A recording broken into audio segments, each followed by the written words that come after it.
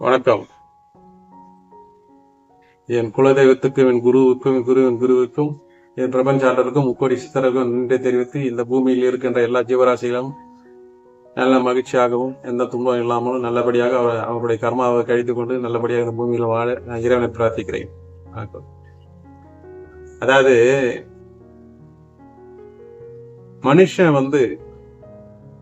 மனுஷன் பேர் வச்சது யாரு? மனிதன் அப்படின்னு பேர் வச்சது யாரு அப்படின்னு நம்ம ஆராய்ச்சி பண்ணா இது எங்க போய் நீ கண்டுபிடிக்க முடியும்? கண்டுபிடிக்க முடியாது.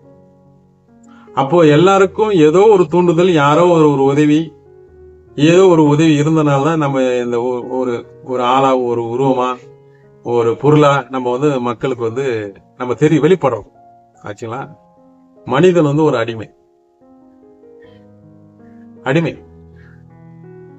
எப்ப வாழ்க்கைய உணவுன்ற ஒரு முக்கியத்துவத்துல, பணம்ன்ற ஒரு முக்கியத்துல விழுந்துட்டானா அப்ப அடிமைதான்.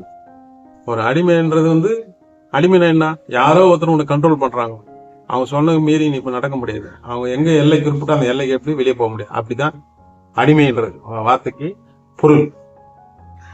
ஒருத்தருக்கு அடிமையா இருக்கிறது நம்ம சக ஆளு, ஒரு இதுக்கு சக மனிதனுக்கு நீ அவன் கீழே உன்னை எதுவும் ஒரு இடத்துல அடிச்சு உனக்கு வேலை வாங்குறான், இல்ல காலம் ஃபுல்லா ஆயில் ஃபுல்லா நீங்க ஒரு பெரிய ஒரு அடிமை கூலிக்காரனா இருக்கிறோம் சொன்னா அதான் அடிமைத்தனம்ன்றது. அடிமையா இருக்கு. அப்படி நம்ம உணவுக்கு அடிமையா இருக்கிறோம், பணத்துக்கு அடிமையா இருக்கிறோம், பாசத்துக்கு அடிமையா இருக்கிறோம், அன்புக்கு அடிமையா இருக்கிறோம். இந்த பொருள், இந்த உலகம், இதுக்கெல்லாம் நம்ம அடிமையா இருக்கிறோம். ஆசைக்கு அடிமையா இருக்கிறோம். ஆசைக்கு அடிமையா இருக்கணும் பரவாயில்ல, பேராசைக்கு அடிமையா இருக்கனாலதான் இவ்வளவு பிரச்சனை வருது. அதனால மனிதன் அடிமைதான். ஏதோ ஒரு விதத்துல கண்டிப்பா நம்ம அடிமையா தான் நம்ம இருக்கிறோம். இப்போ சின்ன குழந்தைய நம்ம பிறந்து குழந்தை பருவம் வரைக்கும் அம்மா அப்பாவுக்கு ஒரு அடிமையா இருக்கிறோம். அதுக்கப்புறம் கல்வி படிப்பு அப்படின்னு வெளியே போறோம், ஆசிரியர்களுக்கு நம்ம அடிமையா இருக்கிறோம். அடிமைன்றது ஒரு கட்டுக்கோப்போட ஒரு கட்டு, அதுக்குன்னு ஒரு சட்டத்திட்டங்கள் இருக்கு, அதுக்குள்ளதான் இருக்கணும். அதுக்கப்புறம் ஒரு வேலை செய்யற போனா அங்க ஒரு வேலைக்காரனா அடிமையா இருக்கணும். அப்புறம் திருமண வாழ்க்கைன்னு வந்துச்சுன்னா குடும்பத்துக்கு நம்ம அடிமையா இருக்கணும்.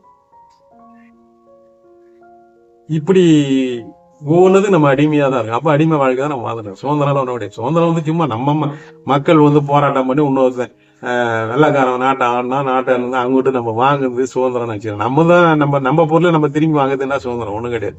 நம்ம ஆளுகிட்ட, நம்ம அரசியல்வாதிகிட்ட, நம்ம நிர்வாகத்துக்கிட்ட நம்ம வெளியே சுதந்திரமா இருக்குமான்னு தான் பார்க்கணும். அதனால ஒவ்வொரு விஷயத்தையும் ஆழமா பேச போனா அது ஒண்ணுமே இருக்காது சங்கதி, அவ்வளவுதான். அதுதான் ஒண்ணுமே இல்லதான். அப்ப அடிமையா இருக்கும். உணவுக்கு அடிமை, உணவு இல்லைன்னா இருக்க முடியாது. அப்ப அந்த உணவை நம்ம எப்படி அது சாப்பிட்றது? எங்கிருந்து இது வரும்? என்ன செஞ்சா வரும்? அப்ப வேலைக்கு போறோம், சம்பாதிக்கிறோம், பணம் நமக்கு சம்பாதிக்கிறோம், நம்ம பொண்டாட்டிக்கு சம்பாதிக்கிறோம், நம்ம பிள்ளைக்கு சம்பாதிக்கிறோம். அதுக்கப்புறம் வசதி வாய்ப்புகளை ஏற்படுத்திக்கிறோம். இப்படி அடிமைன்ற ஒரு நிர்பந்தத்துல இப்படி நம்ம வாழ்ந்துனுக்கிறோம். நாளைக்கு என்ன வேணும், 4 நாளைக்கு என்ன வேணும், நமக்கு வசதி வாய்ப்பு என்ன வேணும், இதை சிந்திக்கிறோம். ஆனா நம்ம ஏன் பிறந்தோம், எதுக்கு வந்திருக்கோம், ஏன் இந்த உணவை நம்ம சாப்பிட்டு இந்த வாழணும்? சரி, வாழ்ந்து என்னதான் பண்ண போறோம்? நம்ம தாத்தா பாட்டி பண்ண இதானே நம்மளும் பண்ணிட்டு இருக்கோம், வேற புதுசா என்ன பண்ண போறோம்? அப்ப எதுக்காக நம்ம வந்திருக்கோம்? இது என்னத்துக்கு சாப்பிட்டுட்டு இப்படி போறதுக்கு என்ன இருக்குங்களே வாழ்க்கையில அப்படின்னு நம்ம யோசிக்கிறோமா? கிடையாது. இதெல்லாம் இதுக்கப்புறம் பாத்தீங்கன்னா வீட்டுல நமக்கு ஏகப்பட்ட பிரச்சனை பொண்டாட்டி கல்யாணம் பண்ணிட்டு நீ அது கேட்கிட்டெல்லாம் நம்ம பண்ணா, ஆனா பண்ணணும் கண்டிப்பா. ஏன்னா அவங்க நம்ம நம்பி வந்துட்டாங்கல்ல, அவங்களுக்கு பண்ணணும், தப்பு கிடையாது. அப்போ அவங்க கேட்கறது உனக்கு பிடிக்காம இருக்கலாம், உனக்கு பிடிக்கிறது அவங்க பிடிக்காம இருக்கலாம், வேற வழி கிடையாது, கட்டாயப்பட்டு வாழணும். அது ஒரு அடிமையா வாழ்ந்து நிற்பாங்க. சில இடத்துல வீட்டுக்காரன் அவன் மாட்டின்னு இருப்பான், அவன் அடிமையா இருப்பான். இப்படி ஒவ்வொரு விஷயத்திலையும் மனிதன் அடிமையா தான் இருக்கு.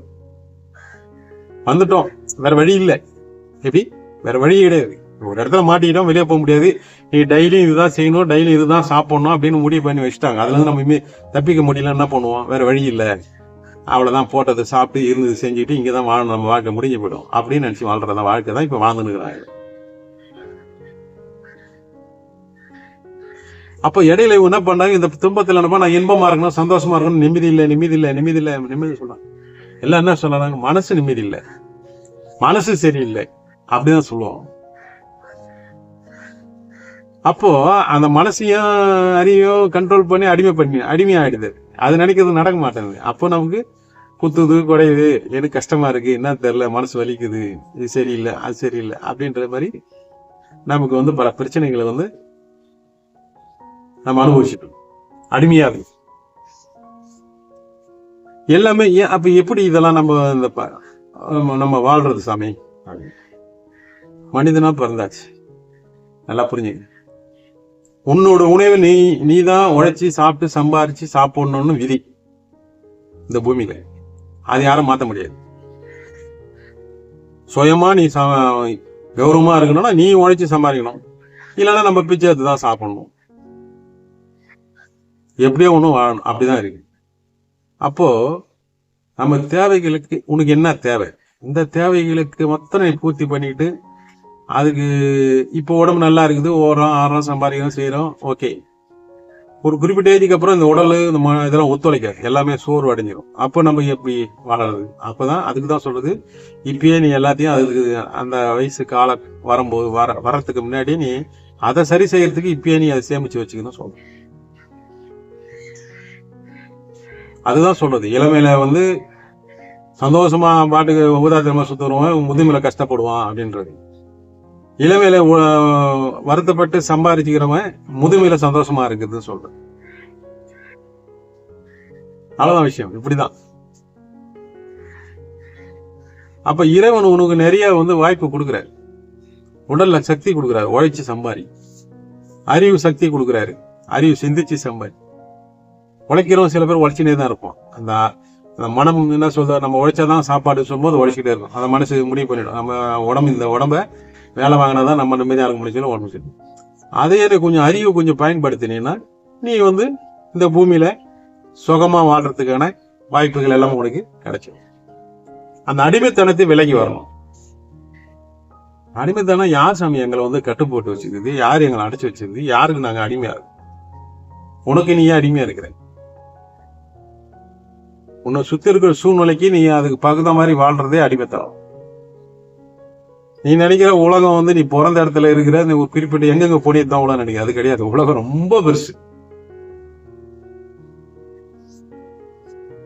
நீ அது வெளியில போதான் தெரியும். ஒரு மனிதன் ஒரு ஊர்ல பிறகுறான், ஒரு ஊர்லயே செத்து போயிடறான், முடிஞ்சு போச்சு. அப்ப இந்த உலகத்தையே பாருங்க, ஆண்டவன் கண்ணை கொடுத்து இந்த உலகத்தை அனுப்புறான், போட அனுபவிச்சுட்டு உன் ஆசை பாசனை தீர்த்துக்கிட்டு நல்லா கம்மா வாங்கிட்டு வாடான்னா. இவன் ஒரே இடத்துல இருந்து ஒரே இடத்துல தன் இனப்பெருக்கத்தை மத்தனம் பண்ணிட்டு அதுங்களுக்கு எல்லாத்தையும் பண்ணிட்டு இவன் போய் சேர்ந்துறான். ஒன்னும் அனுபவிக்கிறதெல்லாம் கிடையாது, அடிமையா இருந்தான் போறான் லாஸ்ட் வரைக்கும். அன்புக்கு நான் அடிமைன்றாங்களா? அது மாதிரி அன்புக்கு நான் அடிமைனா அது அம்மா அப்பாவுக்கு, பொண்டாட்டிக்கு, பிள்ளைங்களுக்கு, சொந்த பந்தங்களுக்கு, நம்ம சம்பாதிச்ச சொத்துக்கு எல்லாத்துக்கும் நம்ம அடிமை. அப்படியே கையை கட்டின்னு இருக்கிற மாதிரி, இதை பாதுகாக்கணும், இதுக்கு என்னென்ன பண்ணணும், பொண்டாட்டி நல்லா இருக்குன்னு என்னென்ன பண்ணணும், பிள்ளைங்க இருக்குன்னு என்னென்ன பண்ணணும், இப்படி அடிமைதான் செய்வான். அடிமைதான் சொன்ன செய்வான். அப்ப நீ இதெல்லாம் இருக்குல்ல, அப்ப அதுக்கு செய்யணும்னா நீ இதெல்லாம் செய்யணும். அப்படிதான் இந்த வாழ்க்கை வாங்கணும். அதுதான் அடிமை. மனிதன் ஒரு அடிமை. எதுவுமே இல்ல பாரு, பிச்சைக்கார ரோட்ல போயிட்டு இருப்பான், அம்மனமா போயிட்டு இருப்பான், எல்லாம் கோமனம் கட்டி போயிட்டு இருப்பான். அவன் மொத்தத்துல பாருங்க ஒரு சிரிப்பு இருக்கும், கண்ணெல்லாம் ரொம்ப ஒளி. அதான் அவங்க ஒரு சித்த நிலைக்கு போயிடுறாங்க, சந்தோஷமா இருப்பான். அவனுக்கு பசியெல்லாம் இருக்காது. இருந்தா சாப்பிட்டுப்பான், கொடுத்தா வாங்கி சாப்பிட எல்லாம் கிடையாது. எங்க நான் உட்காந்துருப்பான், மழை வெயில் காத்து எதுவுமே கால விட மாட்டான். நம்ம என்ன பண்றோம், மழையில நினைக்கூடாதுன்றோம், ஓடி போய் உட்காந்துக்கிறோம் உள்ள. வெப்பம் அடிச்சா உடனே ஏசி போட்டு போய் உட்காந்துக்கிறோம். பசி எடுத்துதான் உடனே சாப்பாடு கிடைச்சிருது நமக்கு. அப்ப அந்த உடனே கிடைக்கனால அந்த பசியும் உனக்கு எடுக்குது, பசி தாங்க முடியாம போகுது. சாப்பாடுன்றது கிடையாது, அது நம்ம கண்ணுக்கு எப்ப பண்ணுதோ அப்பதான் நம்ம சாப்பிடணும்னு சொன்னா உனக்கு பசின்ற உணர்வு இருக்கு, அவ்வளவுதான். அந்த உடம்பு மாறிடும், உடம்பு மாறிடும், மனசு மாறிடும். அறிவு தகுந்த வேலை செய்யும். மனசு இப்ப திடீர்னு சாப்பாடு கிடைச்சா அறிவு நான் சொல்லுவோம், அப்பா சாப்பாடு கிடையாதுப்பா போப்பா அப்படின்னு சொன்னா அவ்வளவுதான், அது பாட்டு சைலண்ட் ஆயிடும். அப்புறம் என்ன பண்ணாலும் மூச்சுல வர காத்து ஆக்சிஜனை அது உணவா வந்து அதுதான் ஞானிங்க பண்ணிட்டு இருக்காங்க. அதுதான் மனுஷன் அடிமையா இருக்கான், ஏதோ ஒரு விதத்துல அடிமையா இருக்கதான் சொல்றேன் நான். நிறைய பேர் கேட்கலாம், சாமி அடிமையா இருக்கான். அடிமை உண்மையில அடிமை. இது மாய உலகம். இந்த மாய உலகத்தை நம்பிதான் நீ வாழ்ந்துனுக்கிற. அப்ப இந்த மாயன்றது ஒண்ணும் இல்லை. அந்த மாயக்கு அடிமை நீ. இந்த மாய உலகத்துக்கு அடிமை நீ. நீ வந்து ஒரு பெரிய நல்ல ஒரு நீ ஒரு ஆத்மான்னு நீ உணரல. நீ ஒரு பெரிய பரம்பொருளுக்கு போக வேண்டிய ஆளுன்னு நீ உணரல. இந்த ஒரு குறுகிய வட்டத்துல குறுகிய இந்த மாயால வந்து நீ வந்து ஒரு அடிமையா நீ வந்து உன்னை அப்படியே பக்குவப்பட்ட. வேற வழி கிடையாது. ஆனாதான் மனிதன் அடிமை. நீ எது ஆசைப்படுறியோ அதுக்கு நீ அடிமை. எது நீ தேவை நினைக்கிற அதுக்கு நீ அடிமை. அப்படிதான் கணக்கு. நீ அடிமையானதான் அது பெற முடியும், எல்லாம் பெற முடியாது.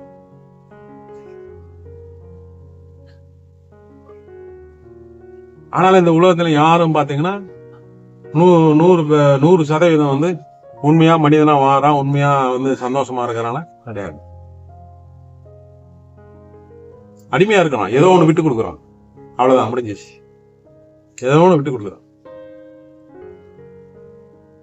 இவன் நினைக்கிறான் நம்ம வந்து பணம் மாத்திரம் இருந்து நல்லா சந்தோஷமா இருக்கிறோம், நம்ம அடிமை கிடையாது நினைக்கலாம். தப்பு. அந்த பணத்துக்கு நீ அடிமை. பணம் இருந்தா தான் நீ இருக்க முடியும். பணம் இல்லைன்னா பாருங்க, இருக்கவே முடியும். ஆனாதான் மகான்கள் இவங்க எல்லாம் சேர்ந்து அந்த பணத்துக்கு அவங்க முக்கியத்துவம் கொடுக்குறது கிடையாது, பொருளாதாரத்துக்கு முக்கியத்துவம் கொடுக்குறது. அவங்க எப்ப பார்த்தா மௌனமா இயற்கைப்பா நம்மளால மனிதர்களை பார்த்தா சிரிப்பான், மனசுல சிரிச்சுப்பார். ஐயோ சாமியை கொண்டாடி கொண்டாந்து சரியில்லை, ஒருத்தன் பார்த்தா சொத்து வைக்கலன்னுவான், ஒருத்தன் பணம் இல்லைன்னுவான், ஒருத்தனை கடங்காரன் ஆயிட்டானுவான், ஒருத்தன் கடன் கொடுத்துட்டானுவான், ஒருத்தன் கடன் கொடுக்க முடியலன்னுவான். இப்படி லோல் பண்ணு இருப்பாங்க.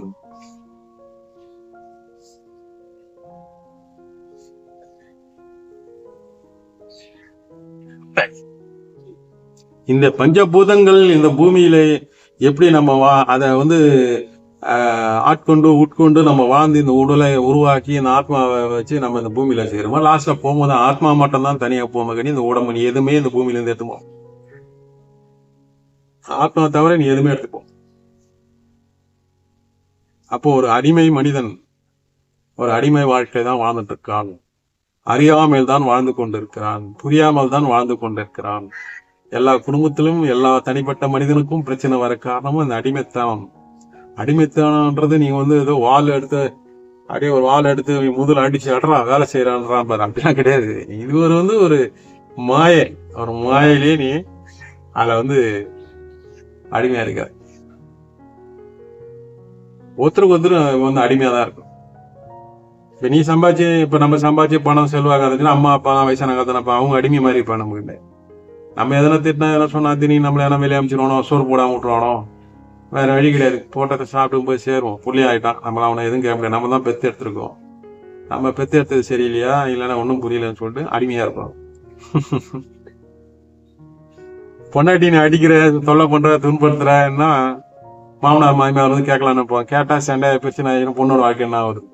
அடிச்சாலும் பிடிச்சாலும் இருக்கட்டும் அப்படின்னு அடிமையா இருக்கும். பொண்ணு அடிமையா இருந்தாலும் பரவாயில்ல அப்படின்னு இருப்பான்.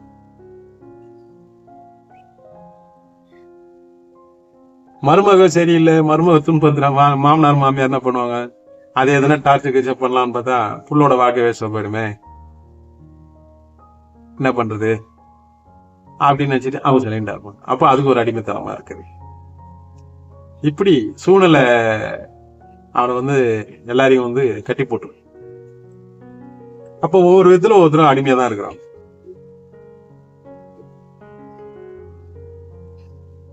அப்புறம் திடீர்னு யாரா கேட்பான், அப்ப நீங்க யாருக்கு சாமி அடிமை அப்படின்னு கேட்பான். புசு முடிச்சுவன், நான் அந்த இறைவனுக்கு தான் அடிமை. அந்த கடவுள்னு சொல்றாங்கல்ல, கடவுளுக்கு தான் அடிமை, மகான்களுக்கு அடிமை, சித்தர்களுக்கு அடிமை. நான் உணர்ந்துட்டேன், நான் யாருன்னு எனக்கு தெரியும், நான் எங்க போறேன், எப்படி போறேன் எல்லாம் எனக்கு தெரியும்.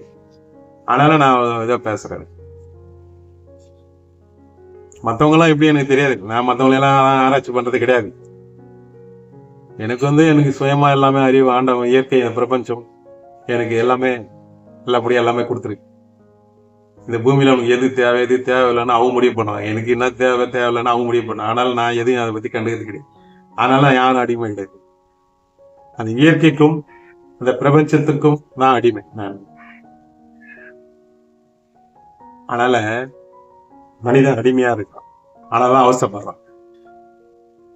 இப்ப இதுல இருந்து என்ன பொறுத்து உங்களுக்கு? இந்த சொந்த பந்தம், மாமனார் மாமியார், பொண்டாட்டி, புள்ள,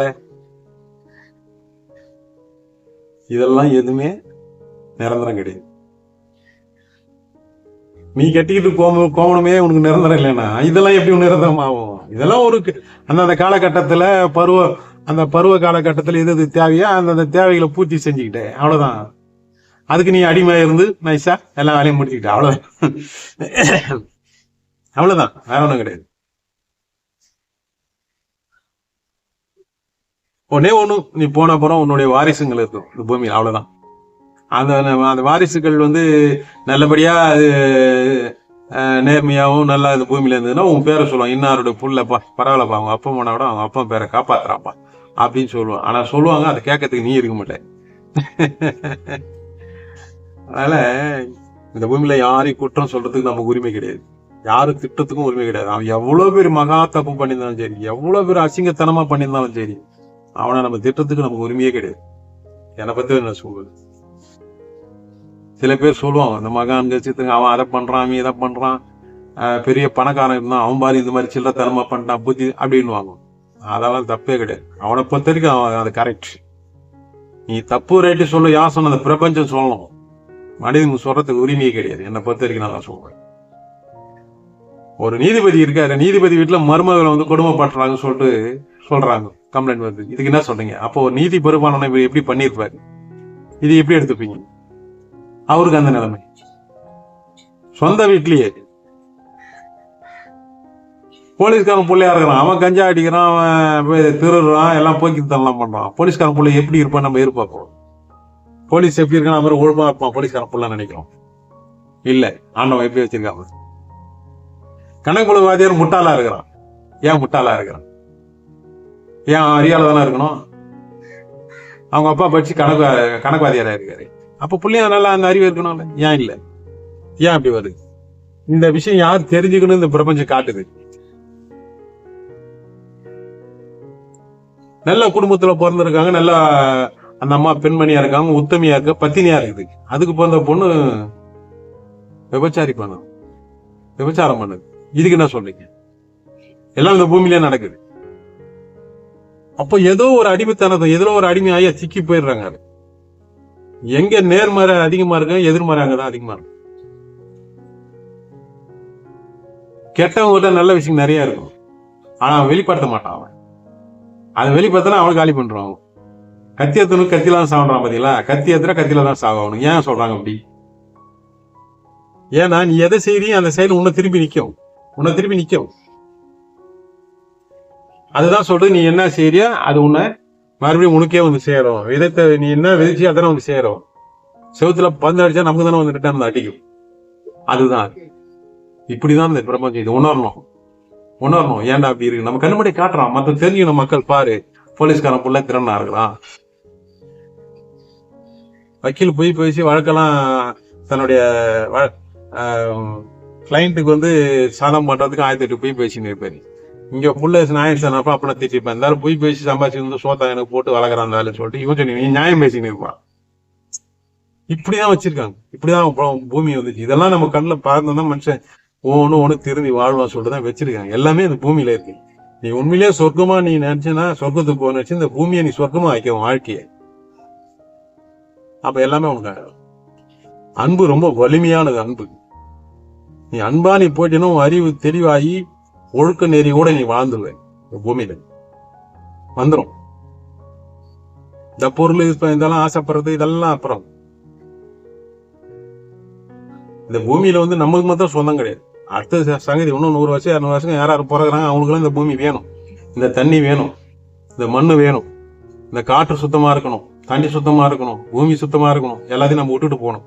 அதுக்குதான் நம்ம வந்திருக்கோம். இங்க அழிச்சிட்டு இருக்கிற வரைக்கும் எவனா கண்ணக்கள் போட்டோம், நம்ம நல்லா இருந்தா போதும், நம்ம சங்கதி நல்லா இருந்தா போதும் நினைச்சிட்டு வாழ்றவனுக்கு அடுத்த பிறவி கண்டிப்பா வாடா நீ பண்ணி வச்சல, நீ தானே விதைச்சா, நீ அனுப்பினா அடுத்த பிறவி வரும். அதான் அதுக்குதான் சொல்றது, ஆன்மீகவாதி யாருக்கும் துன்பம் பண்ணாதீங்க, ஒரு எறும்பு கூட துன்பம் பண்ணாதீங்கன்னு சொல்ற காரணம் தான். நீ பண்ணுனா நீ விதைச்சிட்ட, அவ்வளவுதான். கர்மா நீ விதைச்சிட்டு அதான் மறுபடியும் வரணும் நீ. அது எப்படி என்ன பிறந்த ஒரு என்ன சொல்ல முடியாது. அதுதான் அதனாலதான் சொல்றது, நீ அடிமை, மனிதன் ஒரு அடிமை. அந்த அடிமைத்தனத்துல இருந்து விலைக்கு வாங்க. அந்த அடிமைனா என்ன இப்படிதான் இருக்கும். அதுல இருந்து நீ விலைக்கு வாங்க. விலைக்கு வரும்போது நீ யாரு நீ உணர்வை. அதுக்கப்புறம் நீயே நல்ல ஒரு ஆத்மா, தூய ஆத்மா ஆயிடுவேன். உன்ன 4 பேர் உனக்கு கடவுள், சித்தர், மகான் போற்றுவார்கள். உன்னால முடிஞ்சிருக்கு இந்த பூமிக்கு நல்லது பண்ணு. அவ்வளவுதான், முடிஞ்சு போச்சு. நன்றி, வணக்கம்.